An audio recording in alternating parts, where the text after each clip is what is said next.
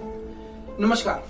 आज की वीडियो उन लोगों के ऊपर है जिनको शायद आप जानते भी नहीं होंगे, जिनका शायद आपने कभी पहले नाम भी नहीं सुना होगा, लेकिन उन्होंने उस रात को एक सिपाही जैसा काम किया।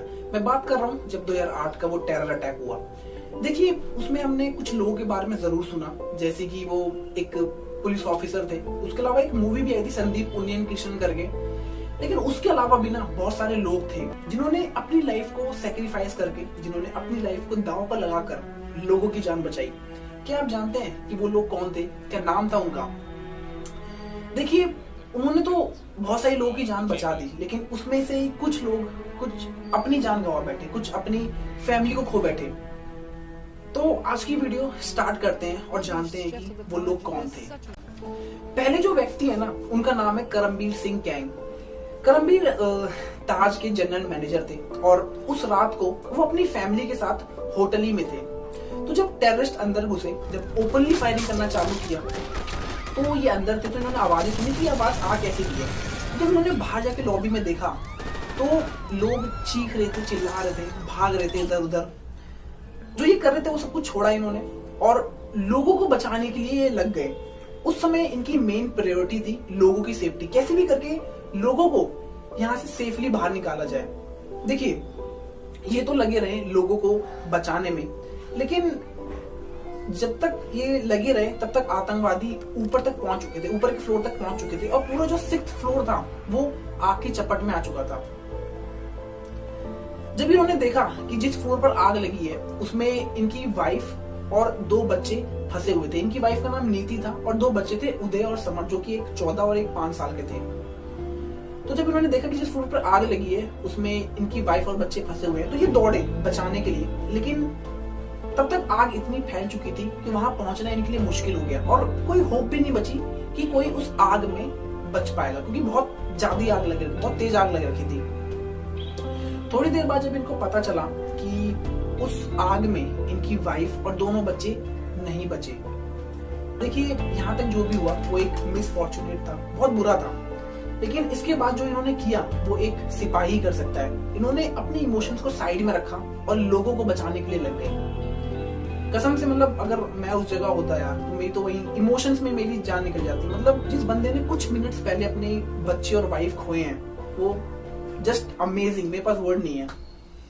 इस बुक में साफ लिखा हुआ है कि Karambir work tirelessly to save other guest even after hearing of their death. उनकी मौत की खबर सुनने के बावजूद भी करमबीर अपने काम में लगे रहे, लोगों को बचाने के लिए लगे रहे। इसके बाद जब थोड़ा माहौल शांत हुआ और तो इन्होंने अपने पेरेंट्स को फोन किया। उस समय तक ये खबर पूरे देश में एक आग की तरह फैल चुकी थी। तो जब इन्होंने अपने पेरेंट्स को फोन किया तो इनके फादर ने फोन उठाया। तो इन्होंने बहुत सैडली वे में, बहुत ही इमोशनली वे में बताया उनको कि पापा, आपकी बहू और आपके दोनों पोते नहीं बचे। और जो इनके फादर ने रिस्पॉन्स किया, जो उन्होंने कहा, वो बहुत ही अमेजिंग था।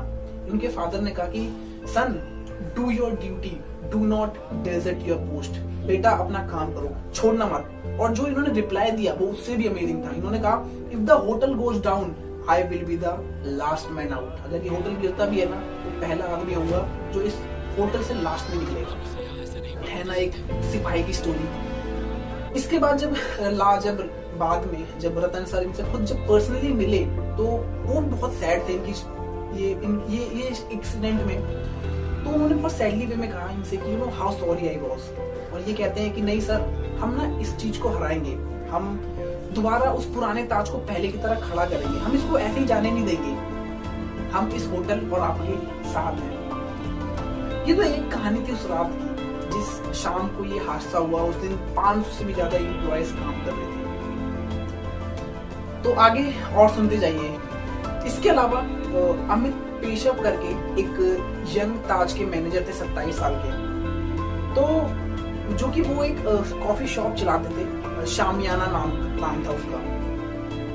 तो जब ये अंदर थे तो इन्होंने देखा कि कुछ दूरी पर ना एक बंदा बंदूक लिए हुए इस तरफ बढ़ रहा था, इनकी तरफ आ रहा था। तो जब इन्होंने देखा तो वैसे ही लोग अंदर घबराए हुए थे, शोर शराबा मचा हुआ था, चीखने चिल्लाने का। तो जब इन्होंने देखा तो ये समझ गए, मतलब कुछ तो गड़बड़ हो रहा है। तो इन्होंने क्या किया कि सब उस समय इनके जो कॉफी शॉप के अंदर कई गेस्ट मौजूद थे, तो इन्होंने सबको इंस्ट्रक्शन दी कि सब टेबल के नीचे हो जाएं और इन्होंने लाइट से ऑफ कर दी। थोड़ी देर बीतने के बाद इनको जब लगा कि थोड़ा माहौल ठीक लग रहा है डाउन, तो ये सोचने लगे कि यार यहाँ से बाहर कैसे निकला जाए। तो इनको दिमाग में आया कि एक ना सीक्रेट डोर है ट्रांसफर रूम में जो कि मीरा वेदर रोड की तरफ खुलता है। तो ये भागे, कैसे भी करके बचते बचाते हुए वहां तक पहुंचे। जैसे ही उस डोर तक पहुंचे, इन्होंने खोलने की कोशिश की। थोड़ा इनको समय लग गया खोलने के लिए क्योंकि वो जाम था थोड़ा। तो जैसे ही लेकिन वो दरवाजा खोला इन्होंने, ये जैसे ही दरवाजा खोला ये तुरंत वहीं लेट गए और थोड़ी देर तारों को देखते रहे सुकून भरी नजरों से। फिर इनके माइंड में ना एक थॉट आया कि यार तू तो यहाँ से बच गया है, अब भाग जा। कुछ समय के लिए ना इनका माइंड ये बताते हैं कि कुछ समय के लिए मेरा माइंड जरूर डाइवर्ट हो गया था उस थॉट के साथ, लेकिन फिर मुझे अपने पेरेंट्स का थॉट आया कि यार मेरे पेरेंट्स जो कि इतने अच्छे थे, उन्होंने मुझे ये तो नहीं सिखाया कि मतलब जब मुसीबत आए तो ऐसे भाग जाओ। तो उन्होंने कहा कि नहीं यार, मैं ऐसे मतलब भाग नहीं सकता, मतलब अंदर इतने लोग फंसे हुए हैं, जान का खतरा है, अंदर गोलियां चलनी है, तो मैं ऐसे छोड़ के जा नहीं सकता। तो फिर क्या, ये अंदर गए और लोगों को उस सीक्रेट डोर से बाहर निकालने के लिए लग गए। देखिए ये कहना ना बहुत आसान है, लेकिन सच में अगर कोई भी बंदा होता ना वहां पर, तो वो उसका माइंड जरूर डाइवर्ट होता 100% है। मतलब आप खुद सोच के देखिए, आप उस कंडीशन में फंसे हुए हैं, आपके पास दो ऑप्शन है, या तो आप भाग जाएं या तो जो अंदर लोग फंसे हुए हैं उनको बचाएं। आप क्या करते? दिल से सोचिएगा। अगर कसम से मैं अपना पर्सपेक्टिव दूं तो हो सकता है कि शायद मैं अपनी जान को फर्स्ट प्रायोरिटी पे रखता, हो सकता है कि मैं अपने आप को पहले बचाता। आई नो कि ये आंसर रेलेवेंट नहीं है, लेकिन देखिए कहने और करने में ना जमीन आसमान का फर्क होता है। आप कह सकते हो यू नो जोश में कि नहीं हम तो अंदर जाते लोगों को बचाते, लेकिन ये बहुत ही डिफिकल्ट है, बहुत ही टफ है। मैं ये नहीं कह रहा हूं कि नहीं कर सकते, कुछ लोग जरूर कर सकते हैं जिनके अंदर सच में बहुत तगड़ा जिगरा होगा, लेकिन मैं दावे के साथ कह सकता हूं कि 90% से ज्यादा लोग, इवन 95% से ज्यादा लोग अपने आप को पहले बचाते, अपने आप को पहली प्रायोरिटी पे रखते। वो तो पता नहीं क्या ताज ने कौन सी घुट्टी पिला रखी है अपने एम्प्लॉयज के अंदर कि मतलब लोग अपनी जान को ही भूल जाते हैं, अपनी जान की परवाही नहीं करते हैं। लेकिन अगर बाई चांस उसकी जगह कोई दूसरी कंपनी होती ना, तो सबसे पहले एम्प्लॉयज ही भगते, अरे ये सारे अमीर हैं इनको छोड़ो, सबसे पहले हम ही निकलो, ये तो अपना देख लेंगे। लेकिन जोक्स अपार्ट, लेकिन सच में जो उस बंदे ने किया और जो उन लोगों ने किया जिनके बारे में आगे बताऊंगा, मतलब बहुत ही अमेजिंग है। मेरे पास वर्ड्स नहीं है एक्सप्लेन करने के लिए, बस आप सुनते जाइए। जिस शाम को ये हमले शुरू हुए ना, उसी शाम को हिंदुस्तान यूनिलीवर के फॉर्मर सीईओ नितिन प्रेमजी और उनके कुछ गेस्ट भी ताज में आए हुए थे, और जिनकी ड्यूटी लगी हुई थी उनका नाम था मल्लिका जगट, जो कि उस समय ताज की सबसे यंगर मैनेजर थी, जिनकी महज 20 या 22 साल की उम्र थी। और इनके अंडर में 35 से ज्यादा एम्प्लॉयज काम कर रहे थे, जिनका काम था गेस्टों की देखरेख करना, मतलब उनको किसी भी तरह की कोई प्रॉब्लम ना हो। तो जब गेस्टों को खाना परोसा जा रहा था, तब बाहर से आवाजें आना शुरू हुई। तो किसी एक ने पूछा कि यार ये आवाज आ कैसी रही है? तो एक स्टाफ मेंबर कहता है कि सर वो ना पास में शादी हो रही है, उसकी आवाज होगी।